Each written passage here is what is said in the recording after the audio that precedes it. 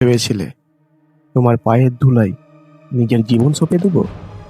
তুমি কি ভেবেছিলে তোমার এক ফোঁটা করুণায় বেঁচে রব? ভুল দেখেছো, তুমি ভুল চিনেছ আমায়। আমি সেই সমুদ্র যা শান্ত থাকলেও গভীরতায় মরণ লুকায়। তুমি ভেবেছিলে তোমার অবহেলায় আমি শুকিয়ে মরে যাব। আরে পাগলি, আমি সেই দাবানল যা একবার জ্বলে উঠলে তোমার সাজানো অহংকারের বাগান ছাই হতে 1 সেকেন্ড সময় নেবে না। নমস্কার। দুনিয়া যখন এই সস্তা প্রেমের ডেনে হাবুডুবু খাচ্ছে, তখন তোমাদের এই মেরুদণ্ডহীন ইগোটাকে টেনে হিঁচড়ে ময়না তদন্ত করতে হাজির হয়েছে এই অধম। আর অধমের নাম প্রদীপ। তোমরা দেখছো পোস্টমর্টম। কি বস, খুব তো কবিতা মারাচ্ছ, আর ইনবক্সে গিয়ে যে কুকুরের মতো ন্যাজ লাড়ছো আর বলছো প্লিজ একবার কথা বলো, একবার রিপ্লাই দাও। লজ্জা লাগে না তোমার? বিচ্ছেদের পর তার চ্যাট বক্সে যে মেসেজের স্তূপটা জমিয়েছো, ওটা দেখে তো ডাস্টবিনের ময়লাও নাকে রুমাল চেপে পালাবে। ও যখন তোমার এই ভিখারি মার্কা ছেঁচড়ামোটা দেখে, তখন ও নিজের নতুন বয়ফ্রেন্ডের কোলে বসে স্ক্রিনশট শেয়ার করে আর হাসাহাসি করে। কি বলে জানো? বলে দেখো মালটা এখনো আবার পা চাটছে। তুমি কি ভাবছো তুমি প্রেম করছো? তুমি ওর ইগোতে তেল মারছো, আর তার সাথে নিজের হাতে নিজের কফিনের শেষ পেরেকটা তুমিই পুড়ছো। ও যখন তোমার মেসেজ সিন করে রিপ্লাই করে না, ও নিজেকে মহারানী মনে করে, আর তোমাকে তোমাকে মনে করে ওর দরজার সামনে ভিখারি। তাই ভিখারি হওয়া বন্ধ করো, নিজের হাতেই দরজাটা বন্ধ করে দাও। নিজেকে সস্তা, সহজলভ্য আর কুলাঙ্গার প্রমাণ করা বন্ধ করো। আজ আমরা ছিঁড়ে দেখাবো যে তোমার এই হাহাকার তাকে ফেরাবে না। তোমার এই নিথর নিশ্চুপতাই হবে তার জন্য বড় চাবুক। একটা কথা আজ পাথরে লিখে নাও, মূল্যবান বস্তু মানুষ কদর করে, ফুটপাতে পড়ে থাকা জিনিসের নয়। বেশি দামি হীরাও যদি কাঁচের সাথে বিক্রি হয়, মানুষ এটাকে কাঁচ ভেবে লাথি মেরে চলে আসে। তাই নিজেকে কাঁচ ভেবে বিক্রি করা বন্ধ করো। শ্রীমদ্ ভগবদ গীতায় শ্রীকৃষ্ণ অর্জুনকে বলেছে, অসম্মানিত চ ইতি মরণাদিতির ইচ্ছাতে। মানে তো বুঝলে না? মানে হলো সম্মানীয় মানুষের কাছে অসম্মান হওয়াটা মৃত্যুর চেয়েও ভয়াবহ। কিন্তু তুমি তো তোমার ইজ্জত নর্দমার জলে চুবিয়ে নুন মশলা মাখিয়ে কুত্তাকে খাইয়ে দিয়েছো। ও তোমাকে লাথি মেরে বার করে দিয়েছে, আর তুমি দরজার ফুটো দিয়ে দেখছো যে ও কার সাথে শুয়ে আছে। ছি! একটা কথা মনে রেখো, সিংহ যখন শিকার করতে যায়, সে কিন্তু কুকুরের মতন ঘেউ ঘেউ করে না, সে নীরব থাকে। তোমার নীরবতা যদি তাকে না আতঙ্কিত করতে পারে, তোমার এই ভিখারি মার্কা আর্তনাদের কোনো মূল্য নাই।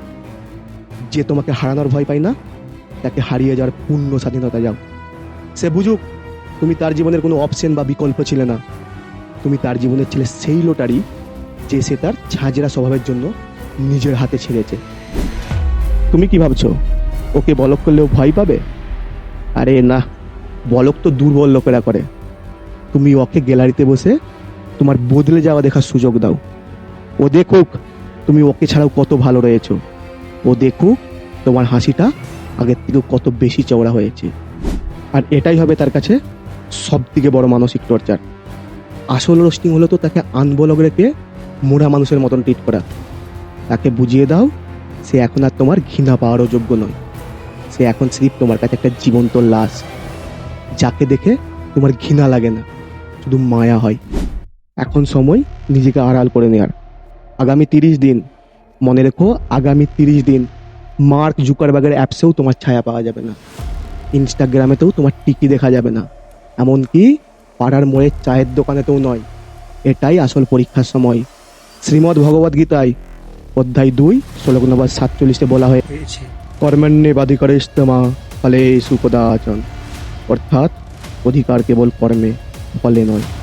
তুমি ফলের আশায়, মানে তাকে ফিরানোর আশায় নিজের সম্মান বিসর্জন দিচ্ছ, কিন্তু তোমার কর্ম হওয়া উচিত ছিল নিজের ব্যক্তিত্ব রক্ষা করা।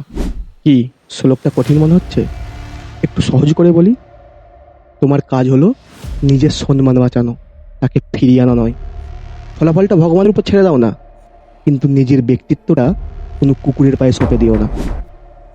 নিজেকে সরিয়ে নাও, তাকে এমন এক অন্ধকারের স্বাদ দাও, তোমার অনুপস্থিতি যেন তার জীবনে এক বিরাট ব্ল্যাক হোল তৈরি করে, যা তার প্রত্যেকটা নিঃশ্বাসকে বিছিয়ে তুলবে।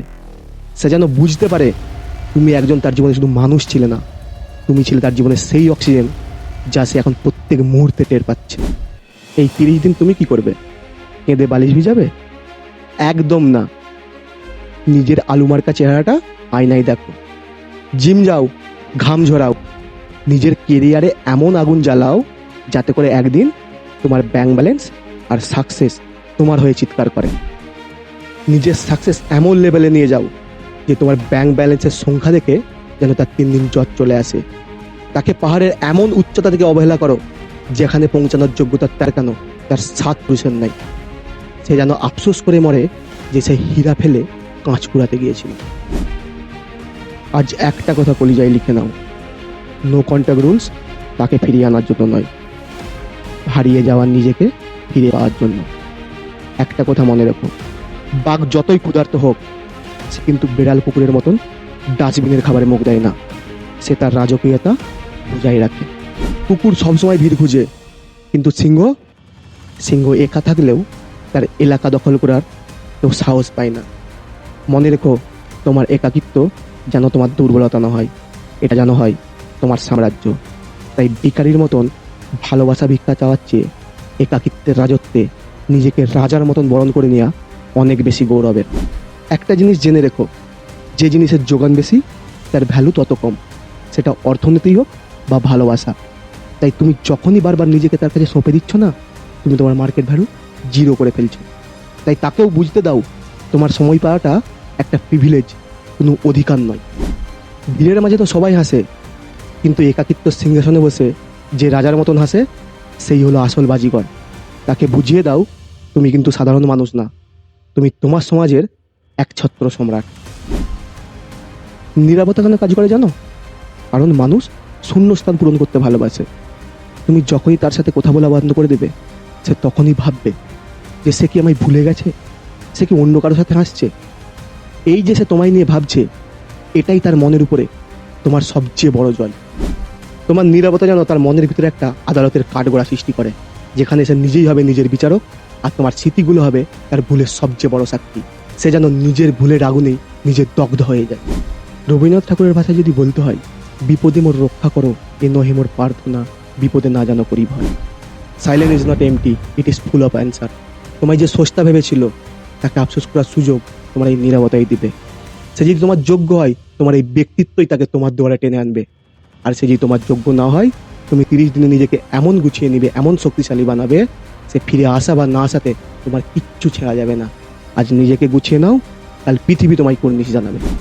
আজকের এই পোস্টমর্টম যদি তোমার সিদ্ধান্তে একটু হলেও শক্ত করে থাকে, তাহলে সাবস্ক্রাইব করো আর বেল আইকনটা দাবি রাখো। আর কমেন্টে লিখে জানাও যে আমি আমার সাম্রাজ্য ফিরে পেতে প্রস্তুত।